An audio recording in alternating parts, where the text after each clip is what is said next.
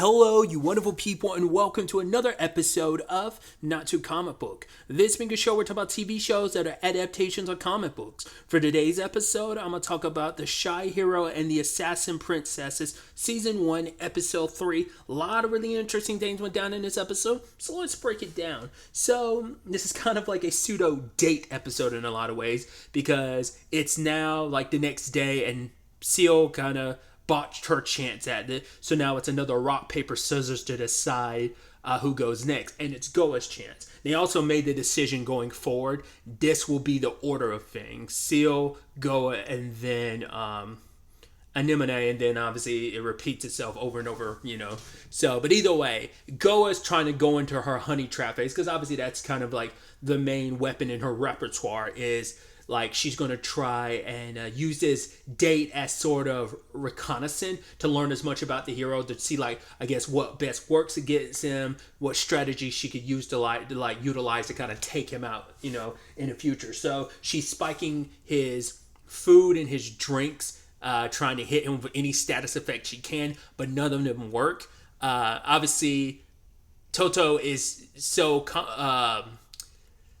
he tried to be like, he can plan it out in his head, but it's just the act of like, trying to be suave and cool out, rose in mouth being like, oh, like, this is lovely because someone lovely like you made it for me or ordered it for me, but he can't get the words out. So he's just quiet and just awkwardly trying to smile repeatedly. And she's trying over and over again and nothing's working, and she becomes disheartened.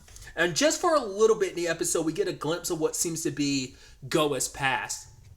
And she has this thing where it's like, if I had to compare it to anything, just recency stuff in my head, she kind of gives me Mona vibes from Madaka Koraiwa is Impervious to My Charms, in the regards of there's a deep-seated need to be loved, obviously for different reasons, because Mona's case, she's always been loved, and so she's kind of grown a complex about it where it's kind of like, I need to be loved by everyone, because like, what is my life kind of without that? Whereas Goa never really had, it seems like she was alone from a very young age, and so she's talking to Toto and she's like, do you love me? She's like, please love me, please don't leave me, because I guess maybe from a young age, like no one cared about her, like maybe she was abandoned by her parents, whatever the case may be, she was alone. So her being so like, oh, I want to make people love me, it's kind of this way of like filling the void inside of herself, but she's kind of going about it the most like, I'm going to force you to love me and make you submit into loving me rather than it kind of being natural, because I think for her, she almost has this deep-seated fear like no one could ever naturally love me, so I'm going to make you love me. It's interesting timing too, because obviously the latest episode of Sakamoto Days, we kind of get a little bit of Dump's backstory, and there's a little bit of a parallel you can draw there. So it's interesting. But then, I didn't know what he was doing initially, but when Toto bites his hand, and he's just like, no, like, you, Seal, and Anemone are, like, more important than my own life. And it's not till Goa points out, like, oh, he bit his hand so that he wouldn't faint from what she was saying. Because for him, he's like, I can see how distressed she is. I want her to know, like, I will do whatever it takes to, like, protect you. I will never hate you. I will never abandon you. And obviously that means the world to her. And she realizes later on, like, oh, yeah, like when she says something next that kind of makes him finally pass out, she's like, the lengths he was willing to go for her sake, she appreciated it.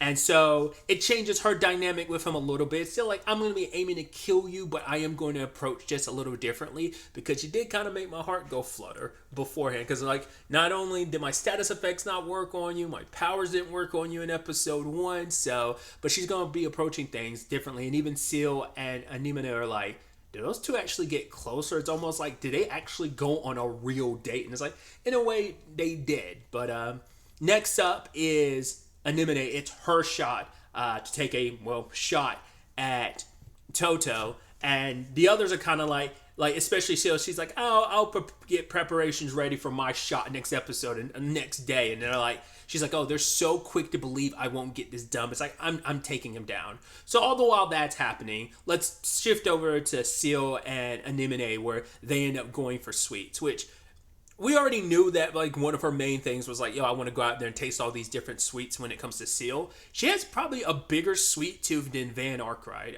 He's the main protagonist of the Trails Through Daybreak games, or rather Kurono Kiseki games, the Calvert arc in the Trails franchise, Kiseki franchise.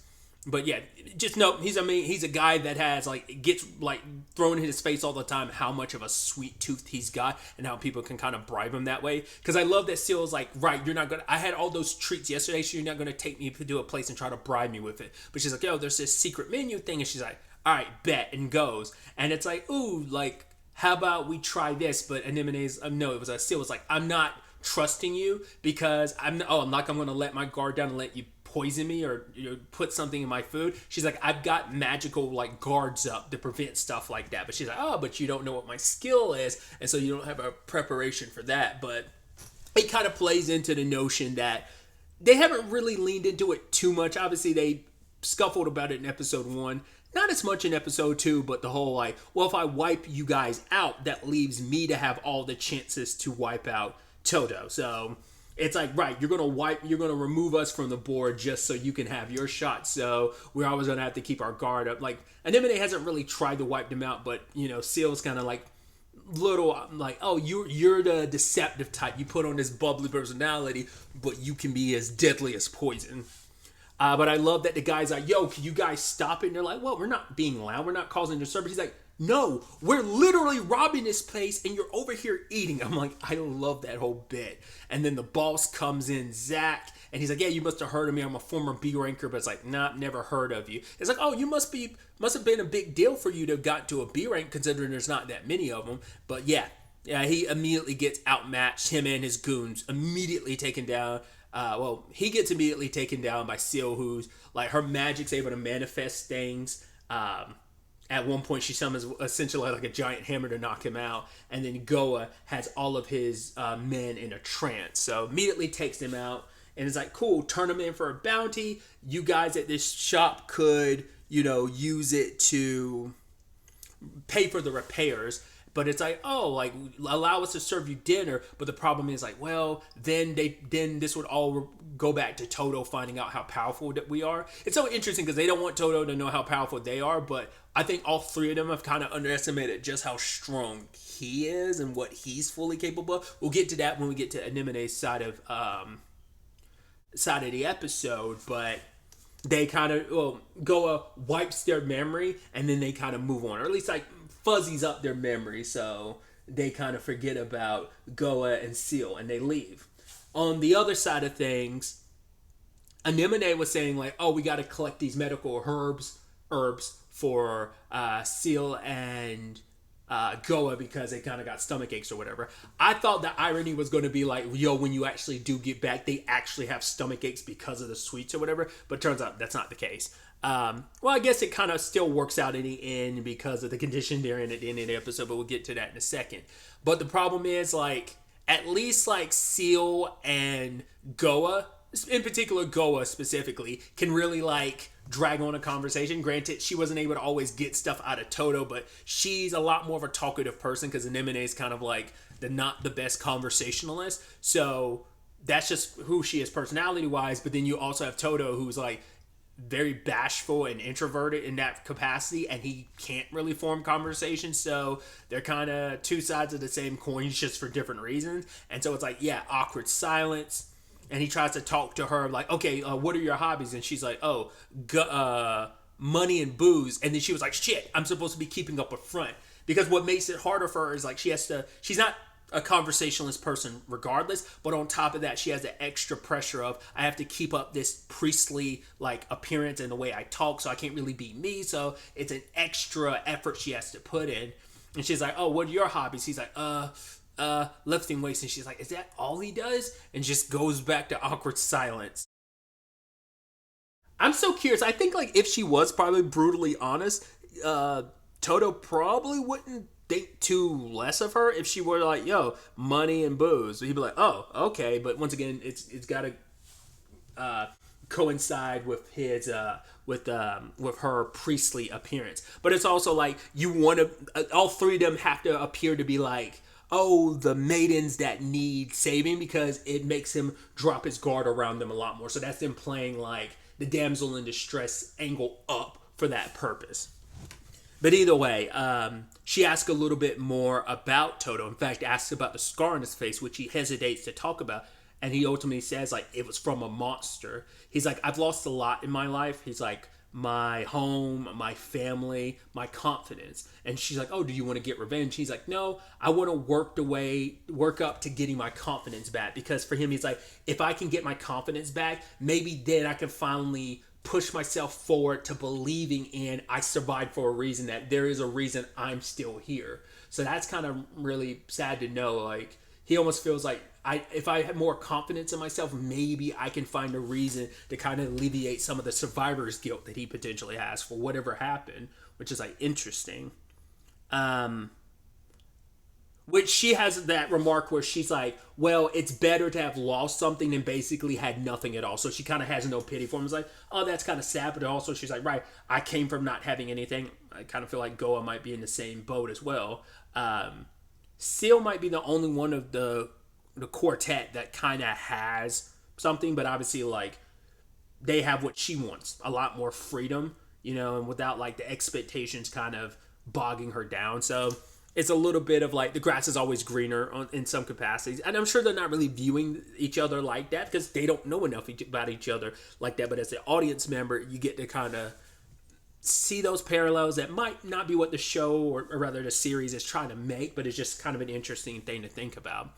Either way, she knocks Toto, makes Toto embarrassed and unconscious, and she straps a very particular bomb to him. Basically, it grows bigger and bigger based on the level of the person, and she's like, oh, it's going to get this big, but then proceeds to get even more massive, and she's like, what do I do about this? Because the bomb is so big, I won't even be able to escape the explosion. She cuts it off of his chest and then has him throw it, and he does, and it ends up blowing up pieces of a mountain, and also rips his clothes apart because he blocks the blast for her, and she recognizes, like, holy crap, your clothes are ripped up, but you are perfectly fine. It's like, even if it was like not that far away, the explosion still managed to kind of reach over here, and you managed to still block it. So for her, it's like, oh, I got to reevaluate.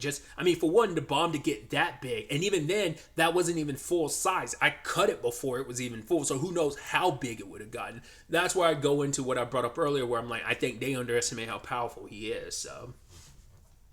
But, at the end of the day, though, and she lets down the mask a little bit, where Anemone is like, oh, actually, I was actually freaking out there a little bit. She's like, thanks a lot, Toto. And kind of like, yeah, she let the mask slip and kind of was a little bit of herself kind of just naturally without putting on, like, the voice and, like, the pretense of being the priest and stuff. And, she was able to, like, say that, like, wholeheartedly and genuine. It wasn't, like, a facade. It was just really her saying it, so...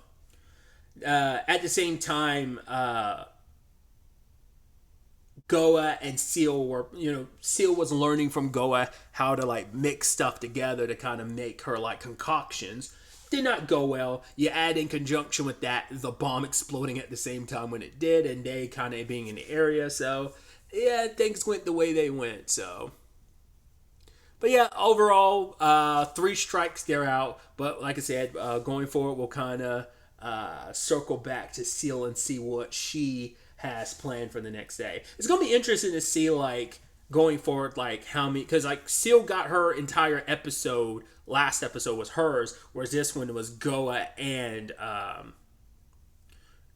Anemone sharing it. So there's probably going to be future episodes where some of them might get one dedicated episode, might get 2 or all 3 of them occupying the same episode. It'd be interesting if we ended up getting an episode where they got multiple attempts on them, like you cycle through them again and again. I'm sure there's some storyline at some point, some story in the manga or the future of the story that kind of does that, because I think that'd be kind of fun seeing like them get multiple attempts throughout an episode and still fail, and individually, and keep cycling around over and over again. So interesting developments all around. I'm excited to see where the next episode ends up taking us going forward with all of this. But really, that's all I wanted to talk about. Till the next time we meet, be happy, be safe, live life to the fullest, and enjoy it. Good day and goodbye.